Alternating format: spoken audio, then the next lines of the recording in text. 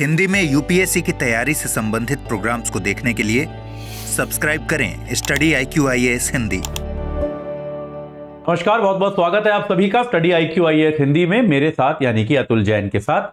मैं आपके सामने लेकर आता हूं आज के दिन की कुछ महत्वपूर्ण इंपॉर्टेंट खबरें जो यूपीएससी की परीक्षा के दृष्टिकोण से आपकी तैयारी को बेहतर बनाएंगी।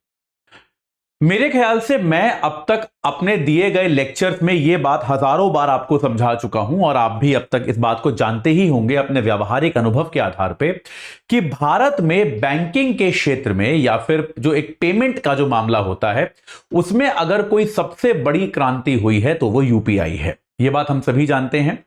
हम सभी लोग, मेरे ख्याल से शायद ही हम में से कोई ऐसा होगा जिसने यूपीआई के जरिए पेमेंट करने का अनुभव ना किया हो और यह ना पाया हो कि यह कितना अधिक सुविधाजनक है। जैसा कि मैं आपको कई बार बता चुका हूं कि बहुत सारे मामलों में अब मैं व्यक्तिगत तौर पे कैश लेकर ही नहीं चलता।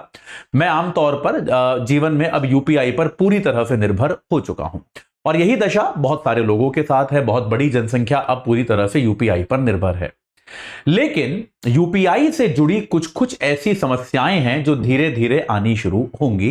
तो ऐसी एक समस्या से निपटने के लिए भारत का जो national payment corporation of India है, NPCI, आप लोगों ने हमेशा, अगर आप कोई यूपीआई की ऐप खोलें, जैसे भीम ऐप जो आती है, आप अगर उसे खोलें तो आप देखेंगे कि उसके नीचे NPCI का एक लोगो बना होता है, NPCI लिखा होता है। National payment corporation of India, NPCI, एक नियामक संस्था है जो भारत के इन पेमेंट्स को, इन सारे यूपीआई के पेमेंट्स को मैनेज करती है।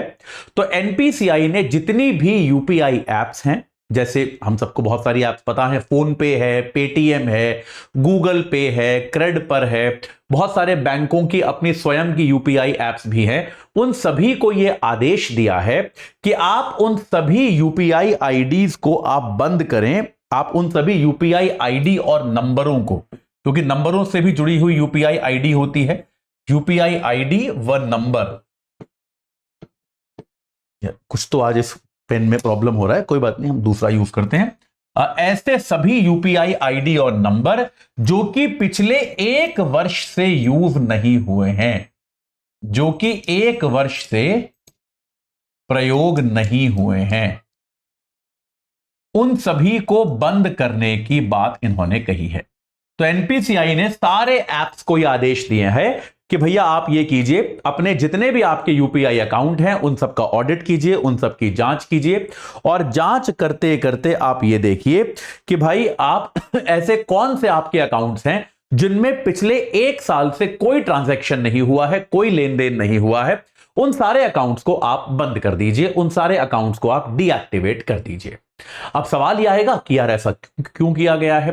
देखिए, ऐसा करने का एक प्रमुख कारण है। कई बार क्या होता है, देखिए, मोबाइल नंबर के तहत खास तौर पे गड़बड़ी जो आती है ये मोबाइल नंबरों के तहत आती है कि मोबाइल, आपने देखा होगा यूपीआई से आप किसी के नंबर को भी पे कर सकते हैं। जैसे मान लीजिए अगर मुझे आपको कुछ पैसा ट्रांसफर करना है तो मैं आपके मोबाइल नंबर को यूपीआई ऐप में डालूंगा, फिर आपका मोबाइल नंबर जिस यूपीआई अकाउंट से जुड़ा हुआ होगा उसमें मैं पैसे ट्रांसफर कर सकता हूं। यह बात संभव है, ठीक है। अब क्षमा कीजिएगा, अब क्या होता है, कई बार लोग अपना मोबाइल नंबर बदल लेते हैं। कई बार क्या होता है, जैसे मान लीजिए एक नंबर था वो आपका किसी और, वो एक नंबर है वो मतलब पहले आपका था, अब वो नंबर किसी और व्यक्ति का है। अब जो अन्य व्यक्ति है, जैसे मान लेते हैं एक नंबर था वो पहले व्यक्ति ए का था और व्यक्ति ए के ही अकाउंट से वो जुड़ा हुआ भी था, ठीक है। वो नंबर पहले व्यक्ति ए का था और व्यक्ति ए के ही अकाउंट से जुड़ा हुआ था। अब ये नंबर जो है ये व्यक्ति बी के पास चला गया, लेकिन व्यक्ति, क्योंकि क्या होता है, मान लीजिए व्यक्ति ए ने अपना नंबर बदल लिया। कई बार होता है ना, आप शहर बदल लेते हैं, आपका नंबर बदल जाता है, बहुत कॉमन चीज है ना, फोन नंबर तो लोग बदलते रहते हैं कई बार। तो आपका नंबर बदल गया, लेकिन आपने अपने जो व्यक्ति ए था उसने अपने अकाउंट से इस नंबर को डिसोसिएट नहीं कराया, उसने अपने अकाउंट से उस नंबर को अलग नहीं कराया। तो मान लीजिए वो नंबर फॉर एग्जांपल 1 2 3 4 5 6 7 8 9 ये नंबर था मान लीजिए। तो ये नंबर जो है, ये नंबर अभी भी इसी अकाउंट से जुड़ा हुआ है, जबकि अब इस नंबर का स्वामी कोई अन्य व्यक्ति है। तो अब मान लीजिए मैं एक व्यक्ति हूं, मैं व्यक्ति बी को पैसे देना चाहता हूं, तो मैं व्यक्ति बी का फोन नंबर, जो कि ये नंबर है, अपने अपने किसी ऐप में डालूंगा 1 2 3 4 5 6 7 8 9, ये मैं उदाहरण के लिए बोल रहा हूं, मान लीजिए इसका फोन नंबर है ये, ठीक है। तो मैं व्यक्ति बी का फोन नंबर अपने ऐप में डालूंगा तो और मैं उसमें पैसा ट्रांसफर कर दूंगा, लेकिन ये पैसा वास्तविकता में जाएगा कहां? व्यक्ति ए के बैंक अकाउंट में चला जाएगा, क्योंकि ये नंबर जो है, नंबर अभी बी के पास है, लेकिन व्यक्ति ए जो है उसने इसका प्रयोग नहीं किया, उसने अपने अकाउंट से इसको अलग नहीं कराया था। तो इस बीच में जब ये नंबर व्यक्ति ए से व्यक्ति बी के पास गया होगा तो आमतौर पर ये क्या रहा होगा? नंबर काफी समय के लिए बंद रहा होगा। तो उसके लिए ये एक सुविधा जो है, ये जो नंबर काफी समय से बंद रहे हैं, जिनसे किसी प्रकार का आदान प्रदान नहीं है, उन नंबरों के बदले जाने की संभावना ज्यादा होती है। इसीलिए ये एक एनपीसीआई ने आदेश दिया है सभी यूपीआई एप्स को, सभी पेमेंट प्रोवाइडर को, कि भैया ऐसे जितने भी मोबाइल नंबरों से जुड़े हुए अकाउंट हैं, जितने भी यूपीआई आईडी से जुड़े हुए अकाउंट हैं, कि जो 1 साल से एक्टिव नहीं है, उनको आप बंद कर दीजिए। देखिए, बैंकिंग सिस्टम में यह व्यवस्था जो होती है, यह आमतौर पे की जाती है कि बहुत सारे अकाउंट ऐसे होते हैं जो बहुत लंबे समय से यूज नहीं हो रहे होते हैं। कई बार बहुत सारे क्रेडिट कार्ड ऐसे होते हैं, जैसे मेरे अपने पास एक क्रेडिट कार्ड है जिसको मैंने पिछले 1 साल से प्रयोग नहीं किया है। अब मुझे बैंक का बार बार मैसेज ही आ रहा है कि अगर आपने इसका अगले 15 दिन के अंदर इससे एक पेमेंट आपने कम से कम नहीं किया तो इस कार्ड को हम बंद कर देंगे, क्योंकि बैंक को कई बार क्या लगता है कि इसमें धोखाधड़ी की संभावना है, कि हो सकता है ये कार्ड जो है मेरे से खो गया हो या फिर ये कार्ड अब मेरे पास ना हो, इसीलिए मैं इसका किसी भी प्रकार का कोई प्रयोग नहीं कर रहा हूं। इस बात की एक संभावना जो है बैंक को लगती है, और इस संभावना, इस धोखाधड़ी से बचने के लिए ही बैंक इस तरह के कदम उठाता है। वित्तीय मामलों में सुरक्षा बहुत आवश्यक है, तो एनपीसीआई ने यह एक आदेश दिया है, और उन्होंने यह भी कहा है, क्योंकि याद रखिएगा इनमें से बहुत सारी जो है प्राइवेट कंपनियां हैं, और प्राइवेट कंपनियों में क्या होता है, वो जितने ज्यादा यूजर उनके पास होते हैं उतना उनका वैल्यूएशन बढ़ता है। जैसे पेटीएम जो कंपनी है या फिर गूगल पे जो कंपनी है, उनका जो कीमत है बाजार में, वो इसके आधार पर निर्धारित होती है कि कितने लोग सक्रिय तरीके से इनका प्रयोग कर रहे हैं, कितने इनके पास रजिस्टर्ड यूजर हैं। तो यह संभव है कि ये ऑडिट अच्छे से ना करें, इसीलिए एनपीसीआई ने यह भी आदेश दिया है कि यह ऑडिट आप स्वयं नहीं करेंगे, यह आप किसी बाहरी व्यक्ति से कराएंगे। जैसे मान लीजिए गूगल पे जो है वो ये अपने अकाउंट्स का ऑडिट करेगा कि भैया हमारे यहां कितने अकाउंट ऐसे हैं जो साल भर से ज्यादा से बंद हैं, तो ऐसे अकाउंट्स का जो ऑडिट है गूगल स्वयं नहीं करेगा, किसी बाहरी संस्था को उसे हायर करना पड़ेगा। वो बाहरी संस्था ये रिपोर्ट बना के देगी, और उस रिपोर्ट के आधार पर गूगल जो है ये काम करेगा कि जो अकाउंट उनके पास रजिस्टर्ड नहीं है उनको वो बंद कर देगा। इसके अलावा एनपीसीआई ने एक और बड़ी इंटरेस्टिंग चीज बताई है, यही वाला एग्जांपल लेंगे, मैं आपको फिर से समझाता हूं कि जैसे मान लीजिए कोई नंबर था, वो पहले व्यक्ति ए का था, जैसा आपको मैंने बताया, और ये व्यक्ति ए के ही अकाउंट से लिंक्ड था, लेकिन अब ये नंबर जो है ये व्यक्ति बी के अकाउंट पर चला गया है। ठीक है, तो अभी तक क्या होता है, जैसे मान लीजिए आपने अपना गूगल पे खोला और आपने ये जो भी इस व्यक्ति का नंबर था, एक नंबर कुछ लिख लेते हैं, अगर किसी का वास्तविक नंबर यही हो तो भी मैं क्षमा चाहता हूं, मान लीजिए 98342, ठीक है, 31081, कुछ भी नंबर, रैंडम नंबर है, मान लीजिए ये एक फोन नंबर है। भैया आप में से किसी का ये फोन नंबर हो तो मैं क्षमा चाहता हूं, मैंने एक रैंडम नंबर लिखा है कोई भी, ठीक है। तो मान लीजिए ये नंबर पहले व्यक्ति ए का था, तो पहले अब मैंने क्या कर रखा है, अपने फोन के कॉन्टैक्ट्स में मैं व्यक्ति ए को जानता था, तो मैंने क्या कर रखा, या फिर छोड़ दीजिए, मैं व्यक्ति ए को नहीं जानता था, छोड़ देते हैं इसको। तो अब ये नंबर व्यक्ति बी का हो गया है। पहले नंबर कभी किसी व्यक्ति ए का होता था, व्यक्ति ए के बैंक अकाउंट से नंबर जुड़ा हुआ है, लेकिन अब यह नंबर व्यक्ति बी का है। ठीक है, तो मैंने अपने फोन में कैसे सेव कर रखा है, आदमी अपने दोस्तों के नंबर तो फोन में सेव करता है, तो मैंने अपने फोन में सेव किया है बी के नाम से मैंने ये नंबर सेव किया है।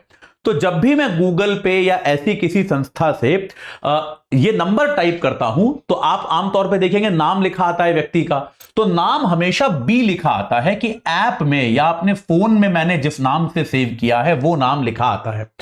यह चीज परिवर्तित करने के लिए भी एनपीसीआई ने कहा है कि जब भी कोई पेमेंट की रिक्वेस्ट हो रही हो, अगर कोई किसी व्यक्ति को पेमेंट, क्योंकि देखिए इसमें धोखाधड़ी की संभावना कैसे है, मैं व्यक्ति बी को पैसे देना चाहता हूं, मैंने व्यक्ति बी का नंबर टाइप किया, गूगल पे में लिखा भी आ रहा है व्यक्ति बी का ही नाम, तो मुझे लगेगा वही है, मैं उसको पैसे ट्रांसफर कर दूंगा। जबकि वास्तविकता में गूगल पे ये नाम कहां से लेके आया था, मेरे ही फोन से लेके आया था।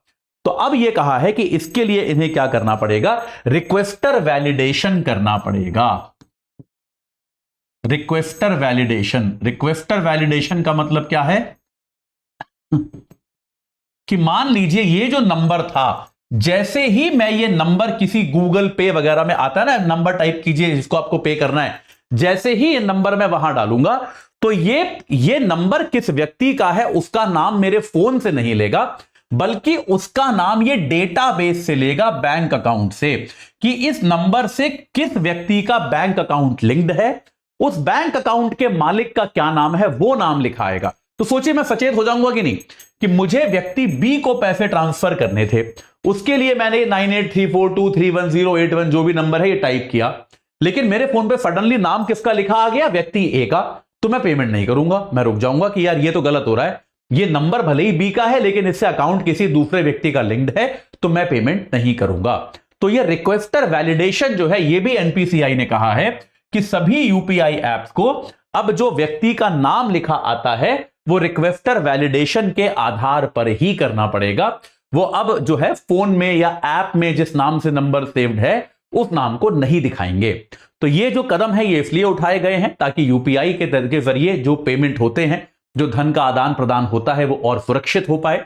और आने वाले समय में जैसा एक कैशलेस इकोनॉमी का सरकार का सपना है कि भाई हम पूरी तरह से कैश से रहित हो जाएं और हम अपने सारे जो धन से जुड़े काम हैं वो हम पूरी तरह से इन सब माध्यमों से कर पाएं, वो हम और सफल होता हुआ इनके जरिए दिखेगा। ठीक है, चलिए अब एक बार जाने के पहले मैं आपको बता देता हूं कि भाई हमारा P2I बैच जो है उसका ये बैच नंबर 4 है, 23 तारीख से, यानी कि कल सुबह से ये बैच प्रारंभ हो रहा है 8 बजे से। तो अगर आप अब तक नहीं जुड़े हैं तो तुरंत AJ लाइव कोड लगाइए जो मेरे नाम पे आधारित है, और हमारी वेबसाइट या ऐप पे जाइए, AJ लाइव कोड लगाइए और 24,999 में आप इस बैच को प्राप्त कर सकते हैं। सुबह 8 बजे वाला बैच है, 3-3.5 घंटे की रोज लाइव क्लास होती है, आपको नोट्स मिलते हैं, आपको हैंड रिटन नोट्स मिलते हैं, आपको मेंटोरशिप मिलती है, आपको टेस्ट सीरीज मिलती है, आपको ऑब्जेक्टिव सब्जेक्टिव दोनों तरह की प्रैक्टिस मिलती है, सब्जेक्टिव क्वेश्चंस को इवैल्यूएट किया जाता है। याद रखिएगा, इस कोर्स को अगर आप लेते हैं तो आपको और कुछ खरीदने की आवश्यकता नहीं पड़ती। अगर आपका प्री क्लियर होता है तो आपको मेंस की तैयारी के लिए दिल्ली बुलाया जाएगा, वहां पे रहना खाना पढ़ना इत्यादि सब कुछ पूरी तरह से स्टडी IQ के खर्चे पर ही होगा। आपकी इंटरव्यू की तैयारी भी इसी में शामिल होगी, यानी कि ये एक पूरी तरह से प्रीलिम्स टू इंटरव्यू यानी कि आखिरी चरण तक आपका साथ देने वाला कोर्स है। इससे आप तुरंत जुड़िए, यही मेरा आपसे आग्रह है। इस बुलेटिन से जुड़ने के लिए आपका बहुत बहुत धन्यवाद। अन्य प्रमुख समाचार लेकर आपके सामने फिर उपस्थित होऊंगा। Thank you very much. Hindi में यूपीएससी की तैयारी से संबंधित प्रोग्राम्स को देखने के लिए सब्सक्राइब करें स्टडी IQ IAS हिंदी।